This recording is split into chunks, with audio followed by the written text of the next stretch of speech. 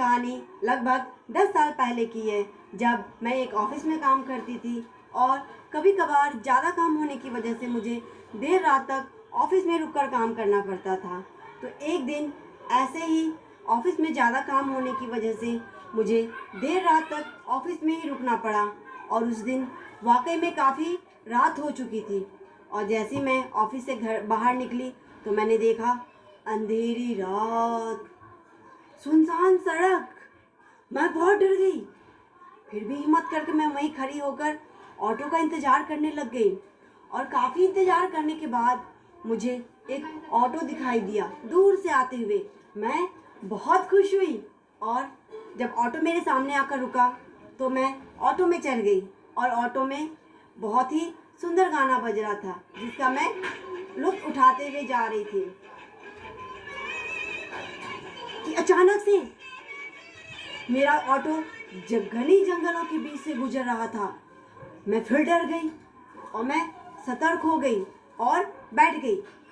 फिर मेरी नज़र बिल्कुल रास्ते पर थी और मैं बिल्कुल रास्ते को देखते हुए जा रही थी कि अचानक से एक औरत सफ़ेद साड़ी में लिपटी हुई हाथ दिखाते हुए ऑटो को रुकने के लिए कह रही थी।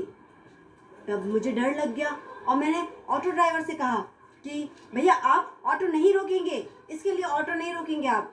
तो ऑटो ड्राइवर कहता क्यों नहीं रोकूं मैंने आपकी मदद की, मुझे उसकी भी तो मदद करनी है।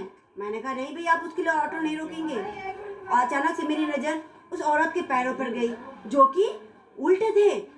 फिर मैंने ऑटो ड्राइवर से कहा नहीं नहीं भैया आपको किसी भी कीमत पे ऑटो नहीं रोकना है, मैं आपको दुगना किराया दूंगी लेकिन आप ऑटो नहीं रोकेंगे। तो ऑटो ड्राइवर मान गया और वो ऑटो नहीं रुका वहाँ पर। और थोड़ी देर बाद में मेरा घर आ गया। घर आने के बाद मैं ऑटो से जैसे उतरी और किराया दे रही थी तब मैंने ऑटो ड्राइवर को डांटा, क्या भैया आप ही कैसे कैसे लोगों की मदद करना चाहते हो, आपने देखा नहीं उसको, वो कितनी अजीब सी थी। तो ऑटो ड्राइवर कहता है बेटा कैसी अजीब सी थी, मुझे तो सही लगी वो औरत। अरे भैया आपने देखा नहीं उसके पैर कितने अजीब से थे, वो दिखने में भी कितनी अजीब सी थी। क्यों? ऑटो ड्राइवर ने कहा उसके पैर को क्या हो गया था, क्या था, कैसे थे उसके पैर। फिर मैंने कहा भैया उसके पैर उल्टे थे। ऑटो ड्राइवर ने कहा अच्छा उल्टे थे, कैसे उल्टे थे, ऐसे।